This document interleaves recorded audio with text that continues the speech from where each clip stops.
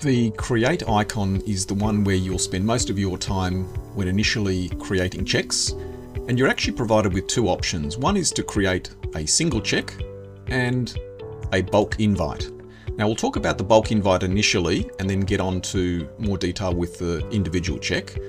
But if you have a large number of checks which you wish to place, let's say it might be a graduate intake at the beginning of the year, then you can actually download a spreadsheet file and then provide all the details for the required columns, attach that file, select the next icon, and that will automatically upload that spreadsheet and create all of those orders for those candidates that are required.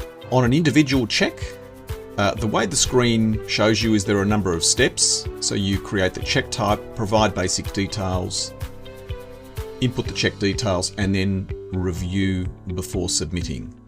So what you'll notice here are there's some basic details which we send to candidates. The red icons show the mandatory fields, given name, family name, and more importantly also the email address to send that request to that individual.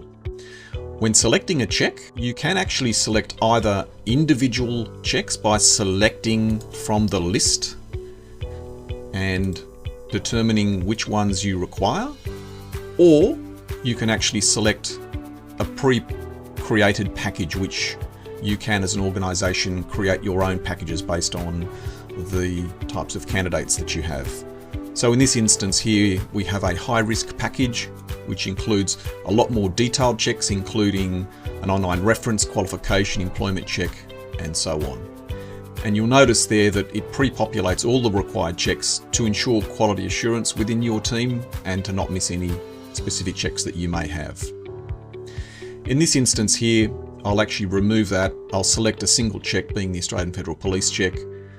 And when you go down here to the bottom, you then indicate various office use fields that you wish to fill in. So it may be a specific division that you wish to select, the position title of the individual. You can include your employee number from your internal system, the name of the hiring manager,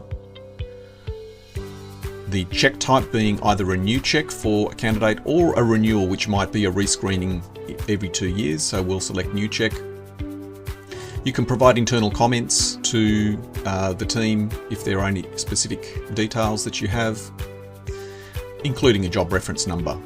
And at the very end here, we have the final completion method, which includes the option to have a handwritten consent form. Now, this is not recommended. We recommend that you do choose the online request form. Handwritten consent is really only where you have candidates that have no access to a PC or a mobile or some sort of digital device to be able to fill that out. It enables them to use a paper-based version to fill out the details, and then that can be uploaded by the talent acquisition team. You have the ability to select the applicant to pay for the check online. If you leave this deselected, it'll be charged to your organisation. You can forward the result to the applicant. And then there are some various mandatory fields, such as the type of employment that there is, the purpose of that particular role for the police check, the email address that needs to be sent through to.